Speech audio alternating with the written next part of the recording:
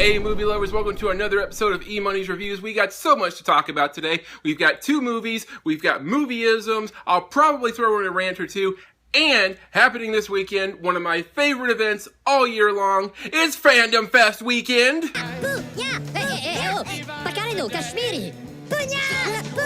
Booyah! Booyah! But more on that later. Right now, let's talk movies, and out right now in theaters is Mission Impossible Rogue Nation.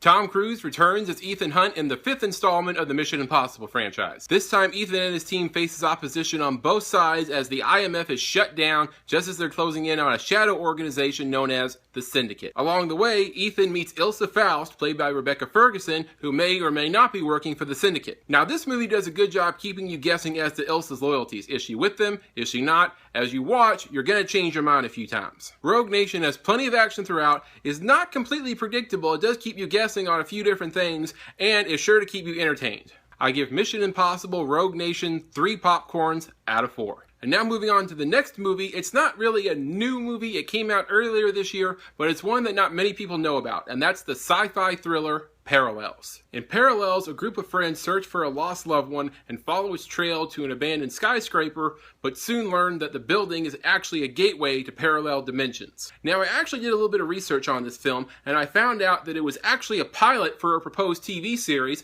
but right in the middle of production, Fox decides to cancel the project. And then somebody said, screw it, we filmed enough, let's make it a movie. You know, this is just the latest in a long list of sci-fi shows that Fox has screwed over the years. And let's not even talk about all the shows that Fox has screwed over, because then we'll be here all day. Let's just focus on the sci-fi one. True Calling, 2 seasons. Dollhouse, 2 seasons. Terminator, the Sarah Connor Chronicles, 2 seasons. Terra Nova, 1 season. Almost Human, 1 season. And then what's the name of that other sci-fi show that Fox screwed over? Oh wait, I remember. Firefly! Not even 1 season. I mean, what could have been, guys? Really, what could have been? Fox's next victim this fall is Minority Report, which I will not be emotionally investing in until I know it's getting a decent run. But back to Parallels. Now, while the movie is a bit slow at some points, and it has a lot of unanswered questions by the end of it, because it was meant to be a TV show pilot, it does keep me entertained, and I hope they consider making a few sequels in the future. Parallels is streaming on Netflix now, and I give it 2.5 popcorns out of 4. Alright, movie lovers, if you're going to be in the Louisville area this weekend and you love anything pop culture related, you know the gathering place, Kentucky International Convention Center, one of my favorite events all year long. It's Fandom Fest! Fandom Fest is going to be your Nerdvana this weekend. They have everything you need to have a great time. They have celebrities, they have cosplay, they have movies, they have performances. If you're not excited about Fandom Fest this weekend, you need to be. These guys are going, and look how excited they are!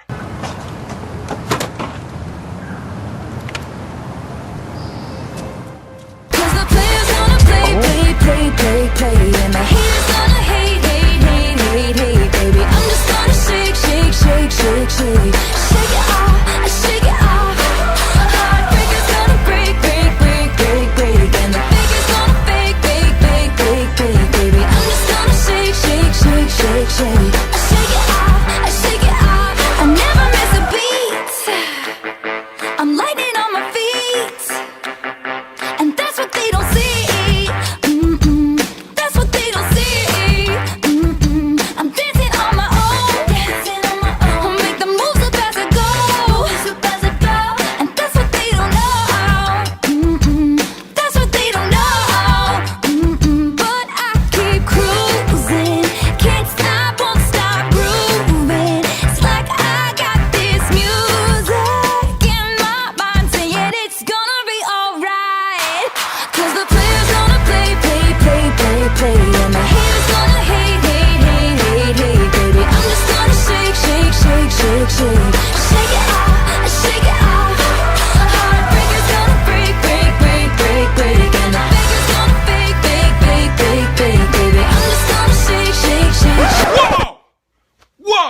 No, that is not okay, man. You save that for Zack and Miri Part 2, okay?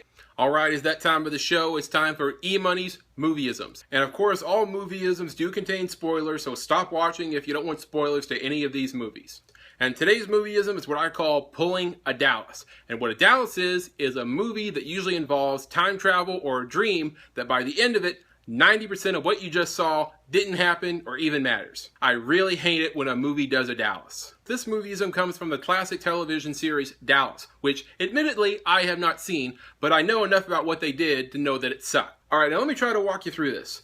At the end of season 8, Bobby Ewing, played by Patrick Duffy, is hit by a car and suffers fatal injuries. The show continues into season 9 without Patrick Duffy until, at some point, Duffy decides he wants to come back onto the show. But since this isn't a sci-fi or fantasy series, they can't magically bring him back, so one of the producers says, hey, what if we made that whole season a dream? Are you listening to this? Not just one episode, the entire season. Pam wakes up at the end of season 9, Bobby's in the shower, everything that happened in season 9, Bobby's accident, his death, it had all been her own nightmare. First of all, that is a really detailed dream. Second of all the time and emotion that people had put into that season, none of it mattered. How's that for a giant middle finger to the fans? And there are plenty of movies who have adopted this same plot device. The 1996 film Jumanji. Robin Williams rolls the dice, says Jumanji, and the last 26 years didn't happen. The 2006 film Click. Adam Sandler is about to die, then all of a sudden everything gets rewound to the beginning, Adam Sandler throws the remote in the trash can, and everybody lives happily ever after.